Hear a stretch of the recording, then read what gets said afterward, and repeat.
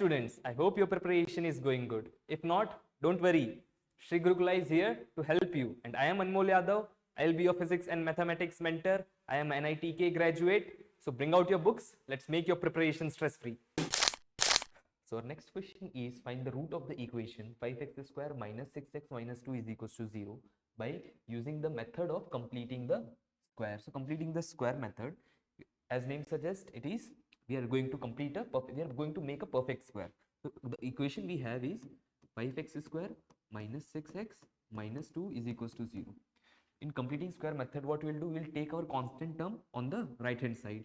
So we will get 5x square minus 6x is equals to 2. After that, we will make our coefficient of x square as 1. So to make this 1, what we will do, we will divide the whole equation by 5. So we will get x square minus 6x by 5 is equals to 2 by 5. Correct? Now, a square plus 2ab plus b square is equals to a plus b the whole square. We know, right? So here we have a square and here we have 2ab. See, this is our a square term.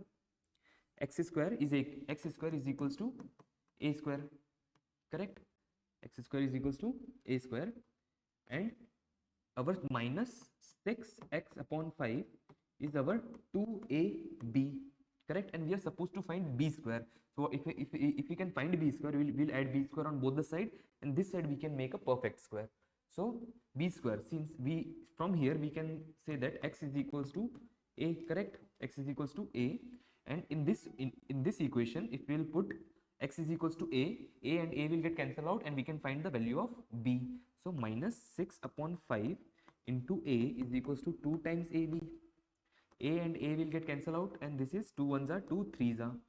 So b is equals to minus 3 by 5. B is equals to minus 3 by 5, and b square will be 9 upon 25. 9 upon 25. So we are supposed to add b square, then only we can make a perfect square, right?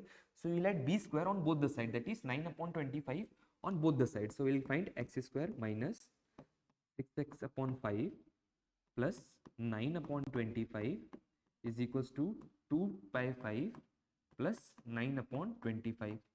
So we'll multiply here by 2, and we'll multiply here by 5, and we'll multiply here by 5. So denominator is same again, and this is a perfect square. Perfect square of what? A plus b. This is a and this is b, and this is 2ab.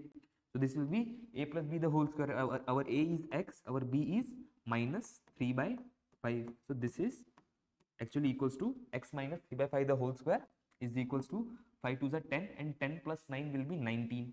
This will be 19 divided by 25. Correct? Now what we'll do, we'll take roots on both the sides. So this will become x minus 3 by 5 is equals to, on taking root, this will become plus and minus root 19, and root of 25 will become 5. Now we'll take this constant term on the other side, we can find the value of x. So x is equals to 3 by 5 plus minus root of 19 by 5. Okay, and denominator is same, so we can make a common denominator. So this is our value of x using completing square method. I will be back soon. Till then, keep practicing. This is Anmol Yadav from Sri Gurukula signing off.